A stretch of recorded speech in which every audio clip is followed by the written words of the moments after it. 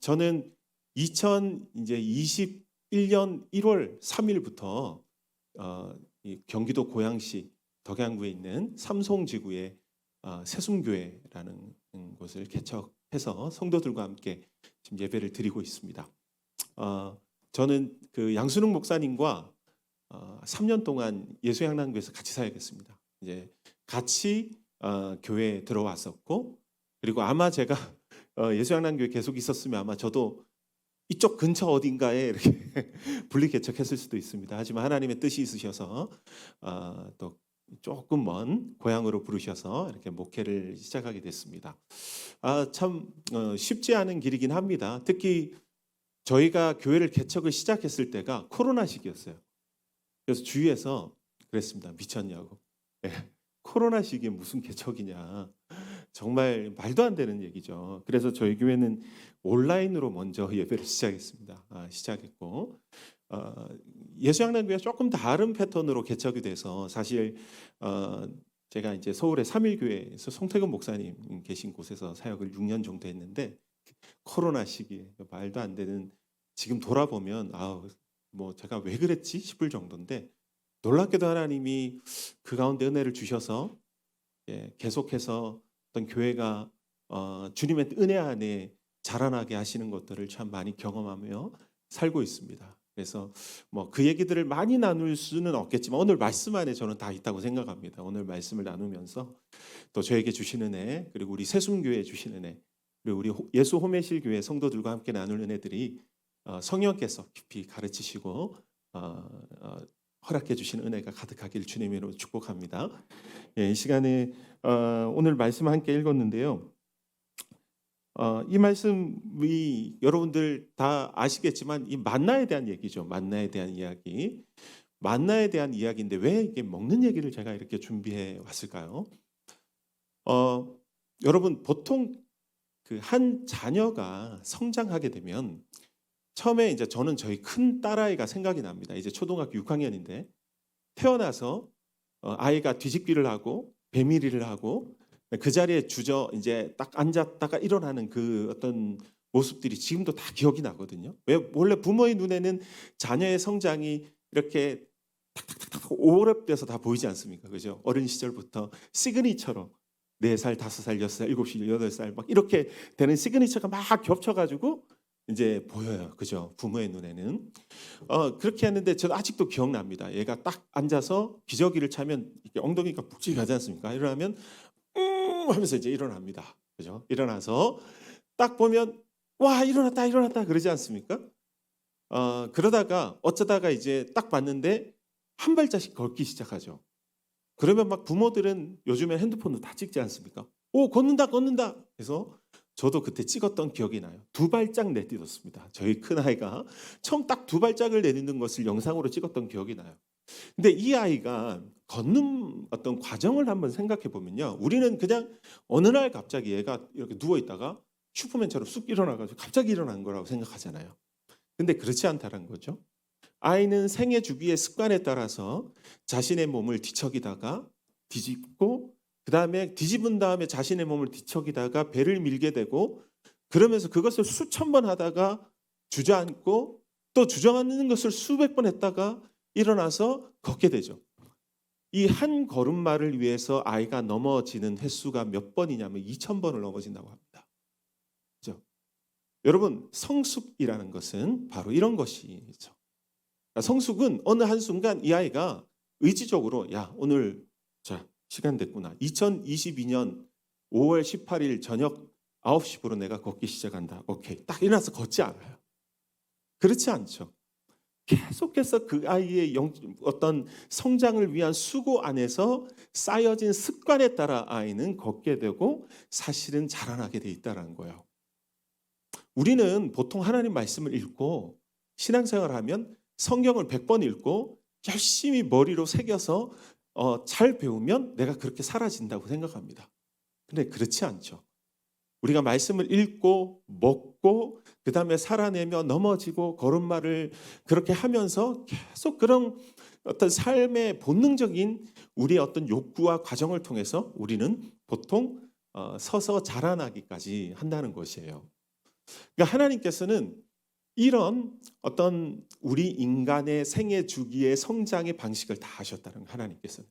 그러니까 하나님께서는 지금 이 광야에서의 40년 동안 지금 무엇을 하고 계시는 겁니까? 이스라엘이 글로서가 아니라 지식으로서가 아니라 먹고 듣고 걷는 것을 통해서 하나님의 백성으로 자라나게 하기 위한 훈련을 하고 계셨다는 것을 우리는 알 수 있다는 것이에요. 왜요? 하나님께서는요 430년 동안 이스라엘 백성이 애굽에서 어떻게 샀는지 다 아시거든요. 430년 동안 종의 습관이 몸에 배어서 그들이 잠들고 일어나서부터 다시 잠들 때까지 어떻게 사는지 그 모든 삶의 습관을 다 아세요. 여러분, 이스라엘이 출애굽한 사건은요 우리가 중심을 잘 봐야 돼요. 이스라엘이 출애굽한 사건은 애굽을 나온 사건이 아니라 가나안으로 들어가는 사건이죠. 우리는 이것을 반드시 기억해야 된다는 거예요.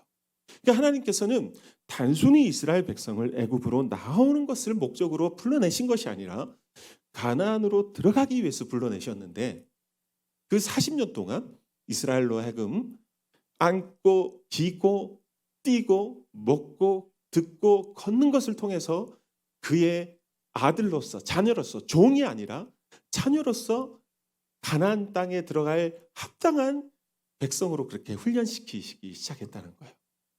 우리는 그런 측면에서 오늘 이 만나의 이야기를 좀 살펴봐야 한다는 거죠. 그러니까 오늘 말씀이 출발되는 지점을 우리는 잘 봐야 됩니다. 제가 왜 이렇게 아이의 출생의 비교를 했냐면 여러분 홍해 사건 다 아시죠? 예, 홍해를 딱 갈라서 하나님께서 홍해를 건너게 하셨어요. 이스라엘 백성들을. 근데 이게 상징이 있습니다. 홍해는 하나의 세례의 사건이었어요. 세례는 어떤 사건이죠? 죽음의 사건이죠.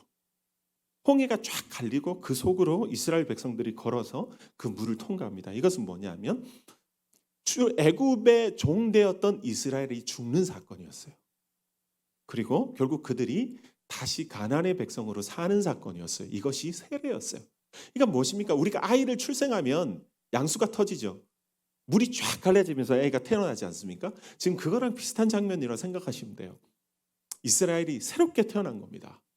새롭게 홍해에서 새롭게 태어나서 그들의 가나안으로의 여정을 시작한 상황 가운데 있다는 거예요.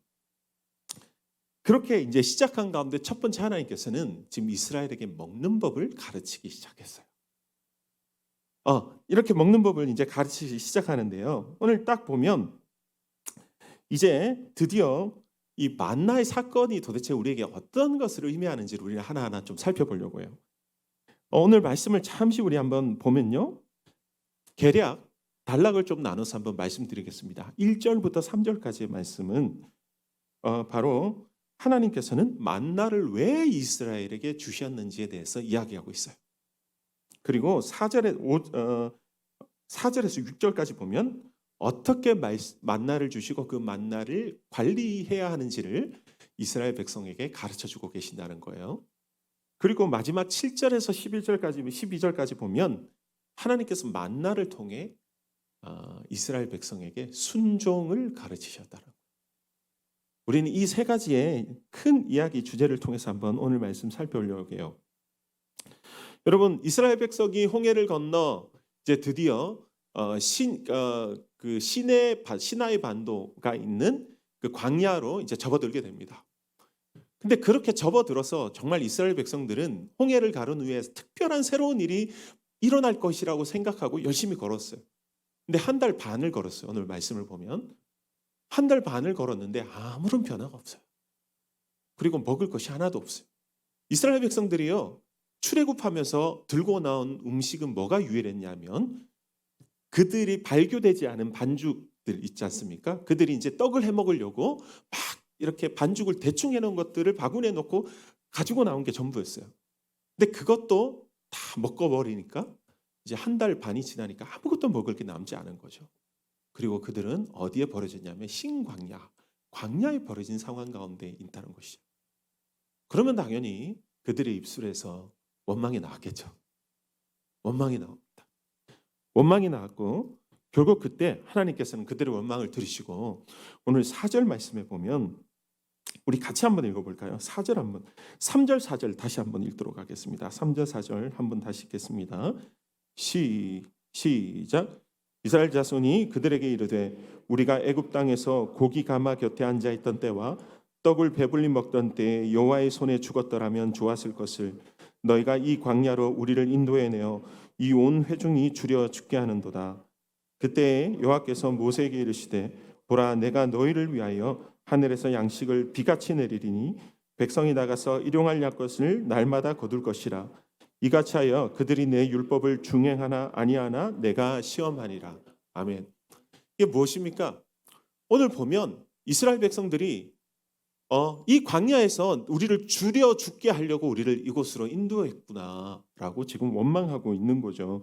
그리고 차라리 애굽의 가마 곁에서 고기를 구워 먹으면서 사는 종으로 사는 게 더 나았을 것을 얘기합니다. 근데 오늘 우리가 기억해야 될 것이요. 실제로 이스라엘 백성은 그렇게 살지 않았어요. 노예로 어떻게 애굽 가마 곁에서 고기를 구우면서 먹을 여유가 있습니까?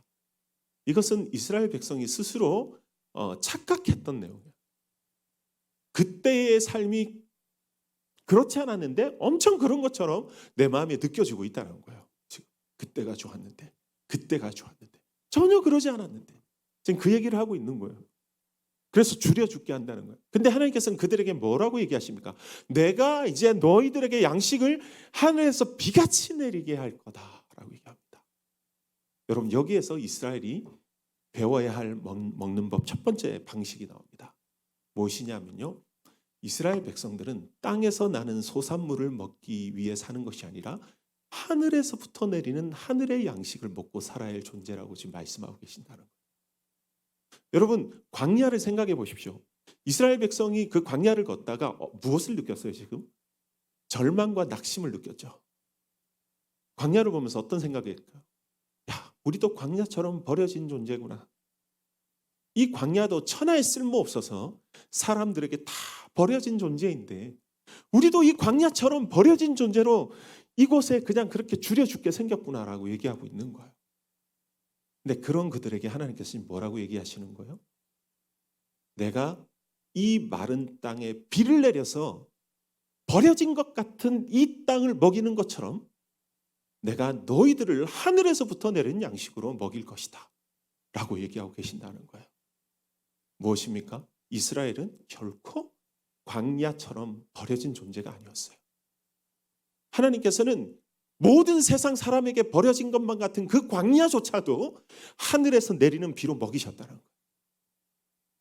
하물며 친히 불러내셔서 그 광야를 걷게 하신 그 이스라엘 백성은 무엇으로 먹이신다는 거예요? 하늘에서부터 내려오는 양식으로 먹이신다는 거예요. 왜요? 이스라엘은 하늘에 속한 존재이기 때문이었어요. 우리는 이것을 오늘 말씀을 통해 기억해야 된다는 거예요. 무엇을 가르치신다고요? 그의 자녀에게 이스라엘에게 땅의 소산을 먹고 살아가는 존재가 아니라 하늘에서부터 내려오는 하늘에 속한 존재임을 깨닫고 배우는 것으로 살아가게 하셨다는 거예요. 여러분 하나님께서는 그의 백성들에게 광야길을 걷는 백성들에게 그 만나의 은혜를 주신다는 거예요. 여러분 우리는 늘 기억해야 합니다. 우리가 비록 땅을 일굴고 땀을 흘리며 이 땅의 소산물을 우리가 캐내어서 먹고 살지만 우리는 결코 땅에 속한 사람이 아니죠. 믿으십니까? 우리는 하나님께 하늘에 속한 존재예요. 그래서 하나님께서는 내가 하늘에서부터 비를 내려 너희들을 먹이듯이 내가 하늘에서 비같이 양식을 내려 너희들을 먹이겠다고 지금 만나를 약속하시고 계시다는 거예요. 이 말씀을 통해서 우리는 어떻습니까? 결국 우리는 절대로 광야처럼 의미 없이 버려지고 쓸모없이 그냥 어떤 방치된 존재들이 아니라는 거예요. 하나님이 뜻하신 계획에 따라 이 땅에 보내지고 주께서 그 목적대로 만들어 가시고 먹이시고 자라게 하시는 그 은혜가 우리와 늘 함께 계심을 우리 사랑하는 성도 여러분 모든 삶 가운데 충만하게 경험하시기를 주님의 이름으로 축복합니다. 아멘. 우리가 이렇게 이 말씀을 기억하면서 두 번째로 이 5절에서 6절까지 나오는 이야기를 통해서 또 계속해서 한번 살펴보려고 해요. 하나님께서는 만나를 그렇게 먹이십니다. 먹이시는데 이 만나를 먹이시는 방식이 굉장히 신비롭습니다. 우리가 13절에서 20절까지의 말씀을 잠시 땡겨서 설명을 좀 드리겠습니다. 그렇게 하나님께서 약속대로 만나를 이 땅에 내리시는데 이제 내리신 걸 이제 백성들이 해야 하지 않겠습니까? 새벽에 일어나 가지고 이제 보는 거예요. 이렇게 딱 모래가 쫙 깔린 광야를 보는 거예요. 쭉 보는데 모래에 뭐가 이렇게 서리가 내렸어요.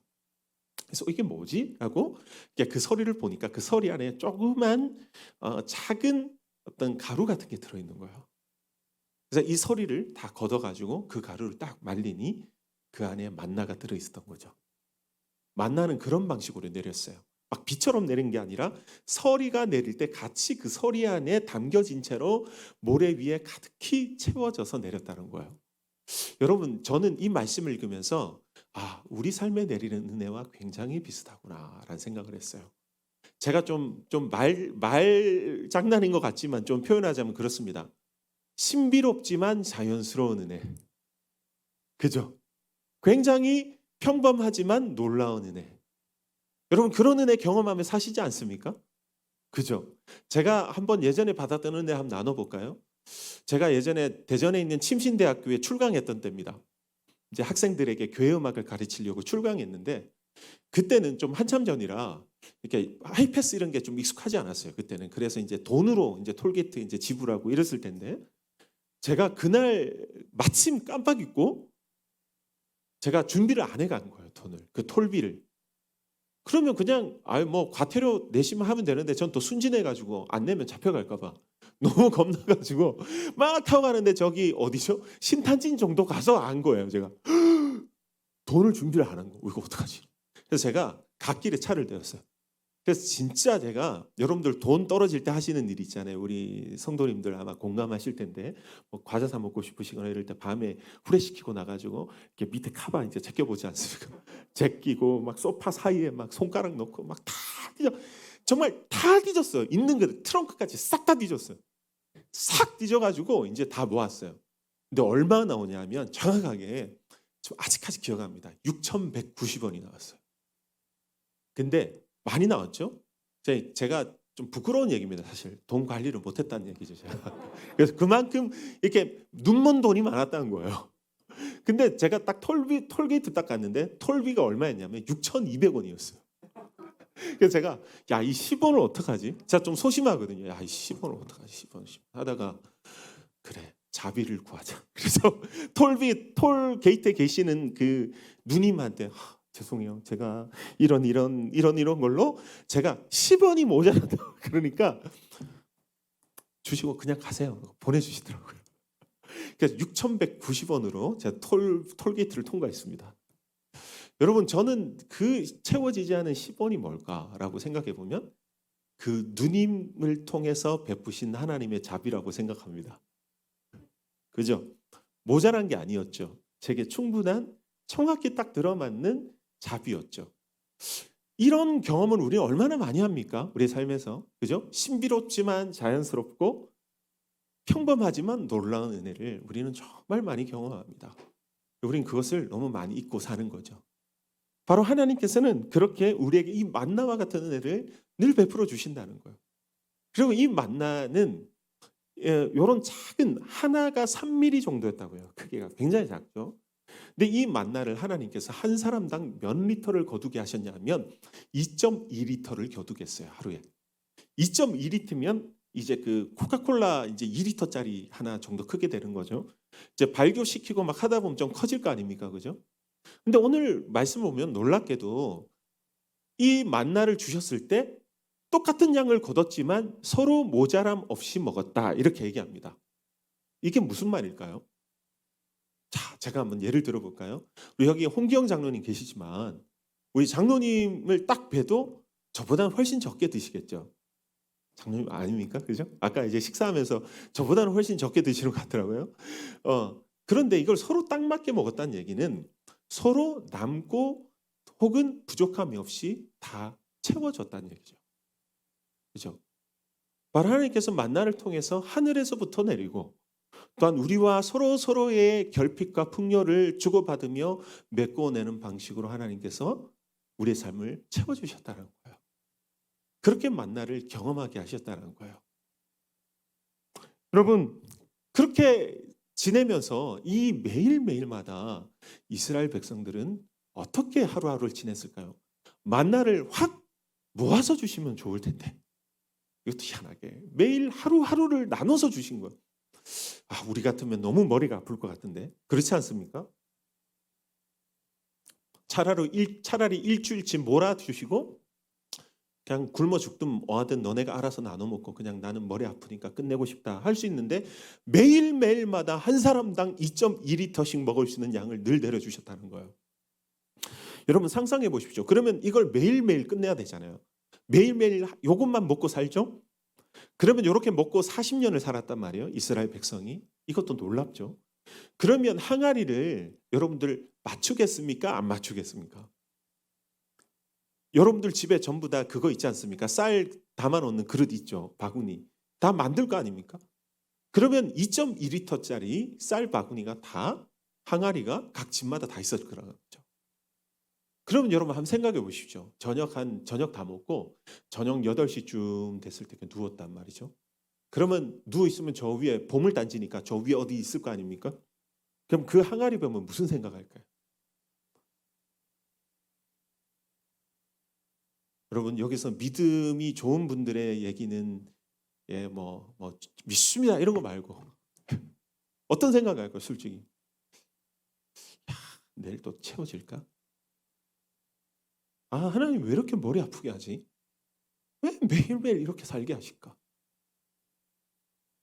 그러면서 사실 걱정 안 하시겠습니까? 내일 당장 아침에 쌀떡이 비었는데 아무것도 없는데 여러분들 빈 항아리 보면서 걱정 안 하시고 여러분 통장 피고 걱정 안 하세요? 잔고가 하나도 남아있지 않은 통장 보시면서 내일 어떻게 살까 염려하지 않으세요?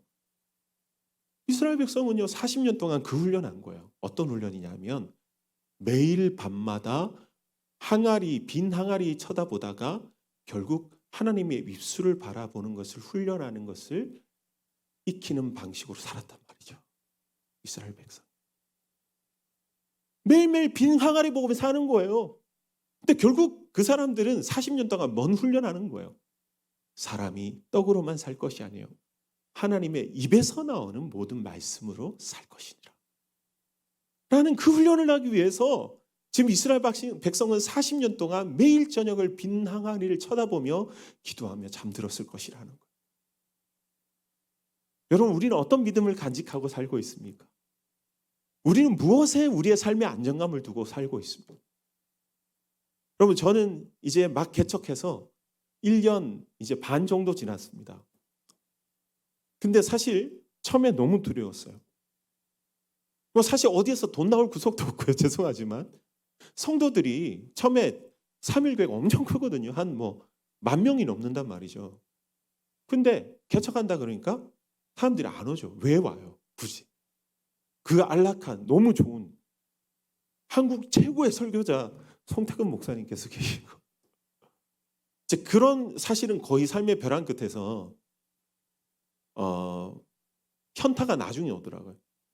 현타가 나중에 오더라고요. 저는 진짜 오래 준비했거든요. 우리 양 목사님하고 같이 사역하기 전부터 그때부터 화성에서부터 개척을 막 하려고 꿈꿔왔단 말이에요. 근데 그 10년 이상을 그렇게 준비해놓고 딱 막상 목사님 저 개척하겠습니다. 좋아 오케이 고 했는데 그때부터 떨리기 시작한 거예요. 그때부터 온몸이 사시나무처럼 떨리면서 막 제가 그때부터요 이렇게 그 뉴스를 보는데 쿠팡 이츠 배달기사 과로사 숨져 막 이런 거 보이기 시작하는 거예요. 왜냐하면 진짜 광야로 나가는 거예요. 정말 아무도 그러니까 제가 그냥 개인적으로 가서 저랑 가실래요? 이런 걸 해야 되는 거예요. 교회에서 그런 거 전혀 얘기 안 합니다. 그냥 이제 혼자 이제 텐트 쳐놓고 그래서 계속 기다리면서 하는 거예요. 처음에 2분이 이제 같이 하겠다 했어요. 2명 시작됐어요. 2분은 같이 가시는 거예요. 하나님 7명, 5명이라도 좀 같이 갔으면 좋겠습니다. 그렇게 시작한 거예요. 근데 현타가 오니까 제가 막 죽겠더라고요. 그래서 제가 너무 자신이 없고 그래서 제가 3주를 하루에 2시간씩 잤어요. 잠이 오지 않으니까. 이제 제 인생 자체를 아예 완전 지금 새롭게 디자인해야 되는 상황이라. 제가 대한수도원이라고 여러분 아세요? 저기 철원에 가면 있어요. 혼자 차를 몰고 가가지고 딱 갔는데 그때 코로나 때 아무도 없는 거야. 큰 공간에 가서 혼자 주님 제 인생 망했습니다. 저 죽여주세요. 이러면서 저 자신 없어요. 전 여기서 그냥 죽여달라고 그냥 기도했어요. 혼자. 저 미쳐. 저 왜 안 말리셨어요? 진짜 너무하세요. 왜 저를 말리지 않으셨어요? 막 이러면서 막 혼자 막 했어요. 근데 그때 하나님이 주신 말씀이 있었어요. 제가 이걸 한번 나눠야 될 것 같아요. 아무래도 얘기를 안 하려고 했는데 이사야 64장 이제 말씀을 제가 그때 한 두세 시간을 통곡하다가 제가 이사야 63장, 65장은 많이 봤어요. 왜냐하면 우리가 많이 흔히 이제 54장입니다. 55장은 목마른 자 얘기고 53장은 뭐 예수님 얘기인데 54장을 많이 못 봤는데 54장 11절 한 번도 안 봤던 말씀이 갑자기 눈에 들어온 거예요. 그래서 제가 한번 읽어드릴게요. 54장 11절에 딱 폈는데 이게 나오네. 너 공고하며 광풍에 요동하여 안위를 받지 못한 자여, 보라 내가 화려한 채색으로 내 돌 사이에 더하며 청옥으로 내 기초를 쌓으며 홍보석으로 내 성벽을 지으며 성유석으로 내 성문을 만들고 내 지경을 다 보석으로 꾸밀 것이며 내 모든 자녀는 여호와의 교훈을 받을 것이니 내 자녀에게는 큰 평안이 있을 것이며 너는 공의로 설 것이며 학대가 내게서 멀어질 것인즉 내가 두려워하지 아니할 것이며 공포도 내게 가까이지 못할 것이라 라고 주시더라고요. 예. 그렇다고 저는 우리 교회가 금으로 지어진 거 이런 거 기대하지 않습니다. 그런 의미가 아니에요. 이 말씀을 읽으면서 또 한 두세 시간을 통곡했습니다. 그냥 이유 없이 그렇게 되더라고요. 그러면서 하나님께서 이제 한 걸음 한 걸음 인도하시더라고요. 그 상황 가운데. 그렇게 지나면서 공간도 없어가지고 한 8개월을 그냥 어느 카페 빌려서 했어요. 공간을 구하는데요. 코로나 시기니까 교회를 하나도 안 내줘요. 와, 진짜 기가 막히더라고요. 삼성 지역에 부동산 18군데를 찾아서 80군데 가까이를 알아봤는데 교회는 안 된대요. 그러니까 정말 너무너무 진짜 빈들과 같은 시간을 이제 보내면서 이제 한 걸음 한 걸음 간 거예요. 5분, 3분, 7분과 이제 시작을 하게 된 거죠. 근데 그 모든 과정을 통해서 하나님께서 저에게 끊임없이 가르치는 거였어요. 지금도 사실은요. 그러면 지금 괜찮냐? 아니에요. 무너질 때도 있고요. 지금도 여전히 하나님 도대체 이해가 가지 않습니다. 끝이 보이지 않습니다. 주님, 가끔씩은 도대체 뭐 어떻게 될 거예요? 여기가 이 교회가. 도대체 어떻게 하나님 인도하실 겁니까? 라고 하는데요. 그래도 지금 감사하게 고양시에 하나님 공간을 허락하여 주셔서 또 이렇게 잘 사용하고 있고 한 20분 정도의 성도와 함께 이제 귀한 이제 공동체를 꾸려가고 있어요. 꾸려가고 있는데요. 결국 그거더라고요. 빙 항아리 보지 않고 결국은 하나님의 입 바라보며 살게 하는 훈련을 계속 하시는 거예요. 제가 그림 하나 보여드릴게요. 사모님께 한번 좀 부탁을 드리면 이 쫙 보십시오. 아까 제가 말씀드렸죠. 지금 이 이스라엘 백성들이 40년 동안 광야를 통과하면서 하나님의 입에서 나오는 모든 말씀으로 사는 걸 성공했습니까? 실패했습니까? 실패했을까요? 성공했을까요? 실패했죠. 실패했습니다. 결국 그들은 하나님 말씀으로만 살지 못했어요. 그것을 온전히 시험을 통과하기 위해서 오신 분이 누굽니까? 예수 그리스도죠. 예수 그리스도가 광야에서 40일 동안 시험 받지 않으십니까? 그것이 바로 출애굽에 통과하지 못했던 이스라엘의 시험을 그분이 대신 제시 치르기 위해서 오신 거예요. 그래서 지금 첫 번째죠. 첫 번째. 배가 고파서 줄여 계신데 이 돌들로 떡이 되게 하라 하시잖아요. 그럴 때 뭐라 말씀하세요? 예수님께서. 사람이 떡으로만 살 것이 아니라 하나님 입에서 나오는 모든 말씀으로 살 것이라 그러잖아요. 여러분 한번 보십시오. 어느 게 돌이고 어느 게 떡입니까? 구분이 잘 안 될 거예요. 아마 멀리서 보면. 이게 뭐냐면 네. 저 왼쪽이 떡이고 오른쪽이 돌이에요. 그러니까 사람이 배가 고프면요. 이게 돌인지 떡인지 헷갈립니다. 그리고 사람이 배가 고프면 이게 하나님인지 아닌지가 헷갈린다는 거예요. 하나님 대신할 수 있는 가장 큰 후보 1위가 뭐라고요? 떡이라고요. 떡이라고. 예수님께서는 그걸 정확히 하셨어요. 그래서 우리를 위해서 오셔서 친히 그 시험을 통과하시고 우리의 주림을 채워주셨다는 거예요. 여러분, 우리는 이 광야와 같은 인생길 걸어가면서 끊임없이 이 시험 안에 놓여요. 그렇지 않습니까? 배고파요. 늘 먹어도 채워지지 않아요. 굶주리고 목말라요. 그럴 때마다 우리 눈앞에 보이는 걸 보면 죄다 하나님 같아요. 좋은 아파트가 하나님 같고, 돈이 하나님 같고, 차가 하나님 같고, 내 자식이 하나님 같아요. 내 통장에 있는 동그라미 개수가 하나님 같아요. 그런 순간에 우리는 하나님보다 그것으로 내 주님 배를 채우고 싶어하는 갈망에 빠지게 돼 있다는 거예요. 근데 여러분, 우리 그때 기억해야 된다는 거예요.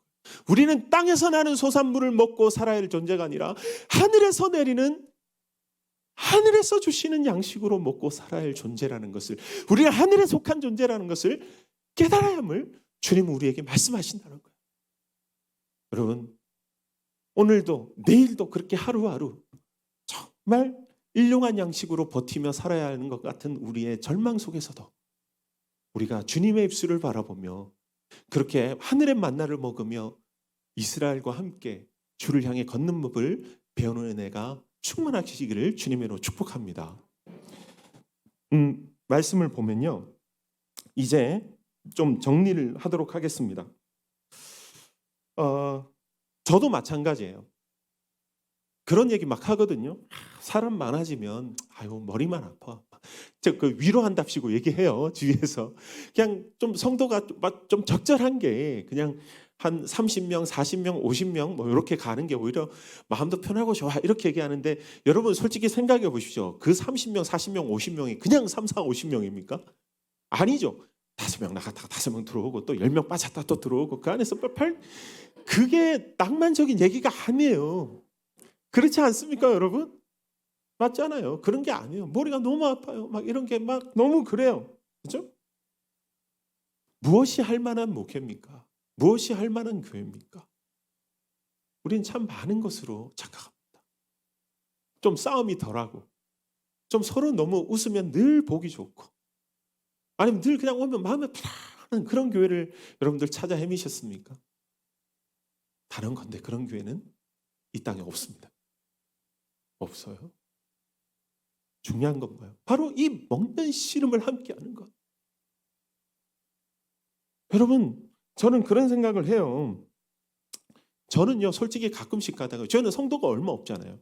그러니까 주일에 온라인 반, 오프라인 반 이럴 때도 있어요. 그럼 한 10명이 앉아 있어요.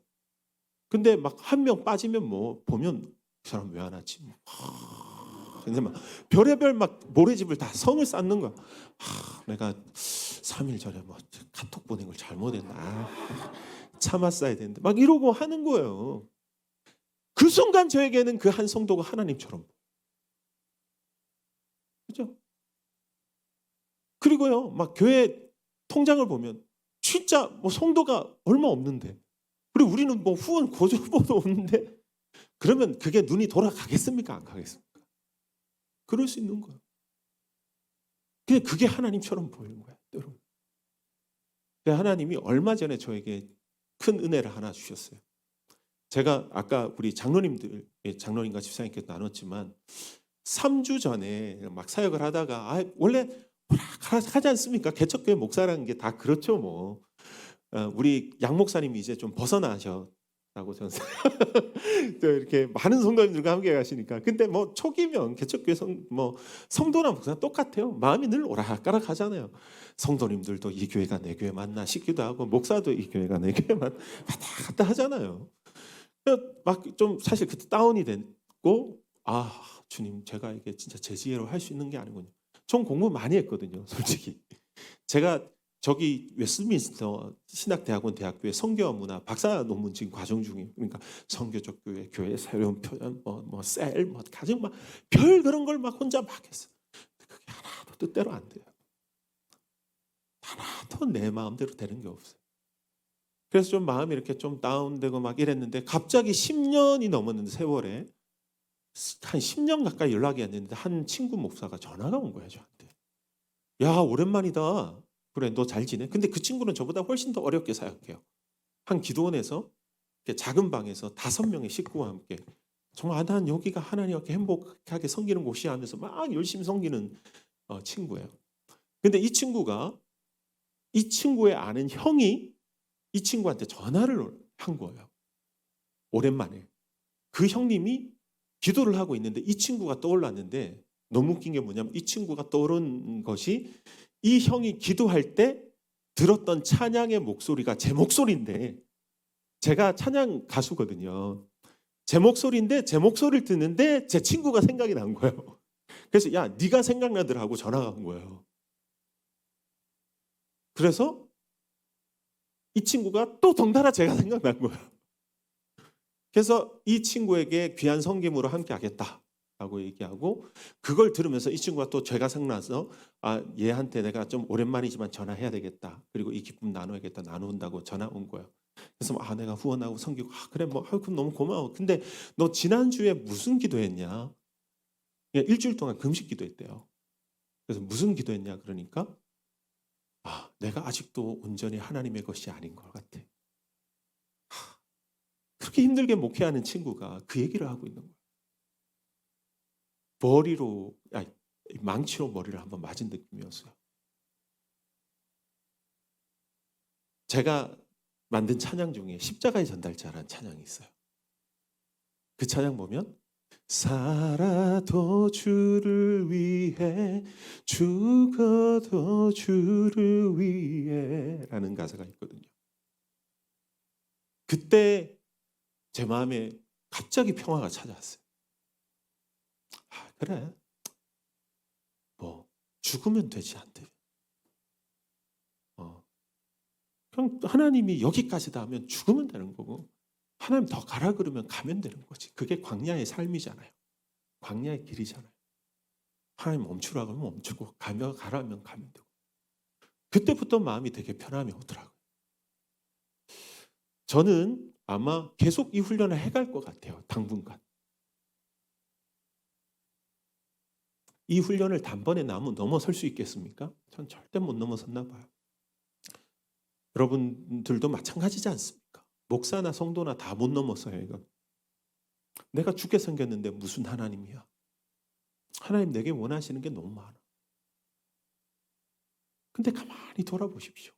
내 힘으로 그가 끝까지 움켜쥐고 간다고 답이 있습니까? 답이 없어요. 우리 인생에 답 없다는 건 우리 여기 계신 선배님들이 더 잘 아시지 않습니까? 그죠? 내가 사나 주님의 것이 되는 것. 그저 내가 주님의 것이 되면 되는구나. 내 것이 하나도 없어도 내 손 안에 아무것도 남은 게 없어도 그래, 내가 주님의 것이면 되고 그때 내 삶에 남는 게 없으면 그냥 죽으면 되지 뭐. 우리 와이프는 그렇게 하지 마라. 그런 말 하지 마라. 이렇게 저한테 우리는 어쩌라고 우리 두 딸은 어쩌라고 얘기하는데 주님이 책임져 주시겠지 뭐. 내가 살라고 하면 할수록 더 힘들어지는 거. 더 가능성이 많이 보이지 않습니까, 여러분? 살려고 하면 할수록 우리 눈에 잡을 만한 지푸라기가 더 잘 보여요, 여러분.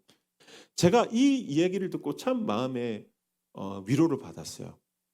여러분 바다에 많이 들어가 보셨죠?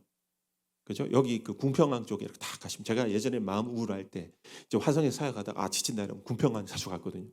딱 이렇게 바다 보면 여러분들 바다에서 가장 움직이기 힘들 때가 언제입니까? 별로 바다라는 게 뭔지는 아시죠? 지금 표정이 바다가 뭐였더라. 바다에서 우리가 제일 힘들 때가 언제입니까? 움직이기가. 깊이 들어갔는데 애매하게 들어갔을 때. 한 요 정도 들어갔을 때가 진짜 힘들어요. 헤엄을 쳐야 되나? 몸을 던져버려야 되나? 아니면 밖으로 나와야 되나? 이것도 저것도 다 헤매. 근데 그때 우리는 어떻게 해야 힘을 빼고 자유로울 수 있어요? 몸에 힘을 빼고 몸을 띄워야죠. 바다 위에. 그때부터는 부력으로 살아야죠. 그죠? 우리가 하나님을 따르고 살아가며 살아가는 삶의 여정이란 그런 삶의 여정인 것 같아요. 나는 어디쯤에 있을까? 저도 개인적으로 생각해 보게 돼요. 저도 아마 그쯤에서 이제 몸을 바다로 던져 넣으려고 준비하는 과정 같기도 하고 또 때로는 부력으로 떠다니는 경험을 하기도 하는 것 같습니다. 여러분, 광야란 그렇게 굉장히 우리에게 특별한 곳이에요. 굉장히 특별한 곳입니다. 저의 간증 아닌 간증을 좀 하고 마무리를 하려고 합니다. 저에게 있어서 하나님은 늘 거창한 얘기를 내가 하나님 앞에 자꾸 풀어서 내가 좀 거창한 이야기를 뭔가 하나님과 하고 싶어요. 하나님, 적어도 우리 교회가 이 정도, 적어도 하나님 한국 교회가 이 정도, 하나님 적어도 우리가 이 정도 하면 하나님 늘 야, 영훈아, 훈아, 너 나랑 고등학교 2학년 때 기억나? 이렇게 얘기를 하셔. 늘 그렇게 사적인 자리로 다시 데리고 들어가시나. 저는 있거든요. 제가 모든 삶의 힘겨움과 답답한 순간에 그 출발점으로 늘 돌아가는 때가 있어요. 저희 집이 부도 나서 망하고 아버지 어머니 흩어지고 저희 누나 다 흩어지고 채권자로 막 쫓겨다니면서 이렇게 사람들 눈 피해서 살 때, 그때 이제 제가 작곡가라서 이제 곡을 쓰고 막 했던 기억이 나요. 그때 하나님께 씨름하면서 제가 그때 하나님께 부르셨던 기억이 나요. 하나님, 제 삶에 의미가 없는 것 같습니다. 제가 지금 뭐 돈을 벌고 뭐 좋은 직장에 들어가서 우리 아버지 빚을 갚는다고 생각해도 50년도 모자라겠는데요. 저에겐 희망이 없군요. 이렇게 기도했던 때예요. 저는 가정도 꾸릴 수 없고 그러니 앞으로 세상 사람들이 누리는 아무것도 나는 할 수 없는 존재군요. 그때 1992년이었는데 그때 저희 아버지가 지신 빚이 한 20억이 넘었거든요. 제 인생은 끝났다고 생각했죠. 근데 하나님께서 그때 저와 함께 하시면서 제게 끊임없이 물었던 질문이 하나 있었습니다. 왜냐하면 오늘 말씀 준비하는데 또 떠올랐어요. 영훈아, 나는 너 하나면 충분한데 너는 나 하나면 안 되니? 이 말씀이었어요. 저는 오늘 말씀이 이 맥락과 저는 일치한다고 생각합니다. 여러분, 우리의 삶이 뭔가 거창하고 굉장히 현실적이고 막 따져서 계산하고 수지사산 내서 딱 내면 맞아떨어지면 굉장히 행복할 것 같잖아요. 근데 실제로 그렇습니까, 여러분? 실제로 그렇습니까? 그렇지 않습니다. 우리는 그때 또 배고프고 또 목마르고 또 더 먹고 싶고 더 마시고 싶어요. 그런 우리의 굶주린 마음을 무엇이 채워줄 수 있다는 거예요? 생명의 양식 되신 예수 그리스도. 그분께서 찢어서 우리의 입에 넣어주신 당신의 몸, 당신의 존귀하신 그 보혈, 그것이 우리의 주린 배와 목마른 우리의 목을 죽여주실 수 있다는 거예요. 여러분, 오늘도 하나님께서는 여러분에게 질문하실 것 같아요. 너희는 너의 항아리를 바라보며 그 빈 항아리에 무엇을 채울까 고민하느냐? 아니면 내 입에서 나오는 말씀으로 살기 원하니? 너희가 땅에서 맺을 소상을 파기 위해서 열심히 농사짓고 그렇게 해서 벌어먹고 살지만 너희가 하늘에 속한 자라는 걸 너희들은 기억하니? 여러분, 오늘 그 말씀 앞에 깊이 귀 기울이고 여러분들의 목마름이 충분히 축여지고 여러분들의 배고픔이 충만하게 풍요로워지는 은혜가 사랑하는 예수 홈의실교회 모든 성도들의 삶 가운데 충만하시기를 주님의 이름으로 축복합니다.